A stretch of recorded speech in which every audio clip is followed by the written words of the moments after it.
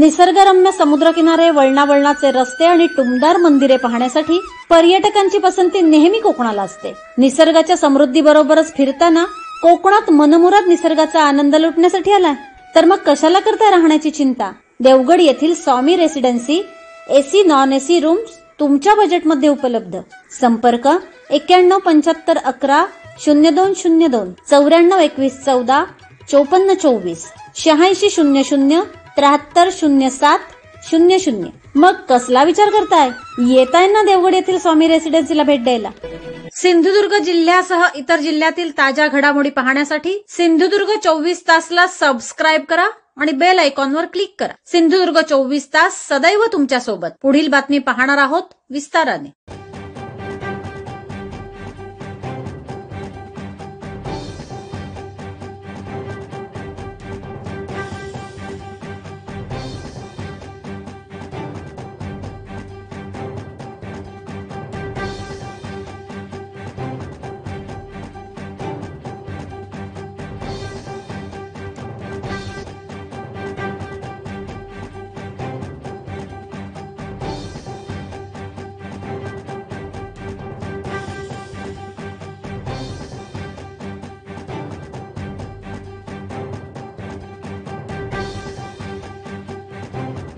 गोवा राज्यात पेडणे येथील बोगद्यामध्ये पुन्हा पाणी साचल्याने कोकण रेल्वेची वाहतूक ठप्प झाली आहे।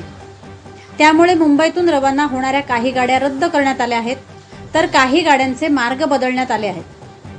तर त्या ठिकाणी साचलेले पाणी दूर करण्यासाठी कोकण रेल्वेच्या टीमकडून प्रयत्न सुरू आहेत। याबाबतची माहिती कोकण रेल्वेचे जनसंपर्क अधिकारी सचिन देसाई यांनी दिली।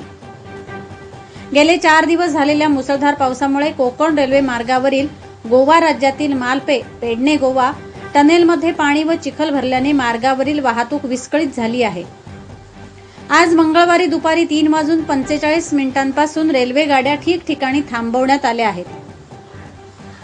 यातून मार्ग काढण्यासाठी युद्ध पातळीवर प्रयत्न सुरू असून रात्री उशिरा मार्ग मोकळा झाला, पण सकाळी पुन्हा पाणी रुळावर आले असे रेल्वेच्या कोकण जनसंपर्क अधिकारी सचिन देसाई यांनी सांगितले। पेडणे गोवा मालपे या ठिकाणी पूर्वी एकदा असाच प्रकार घडला होता। आता रुळावर खालून पाणी येत आहे।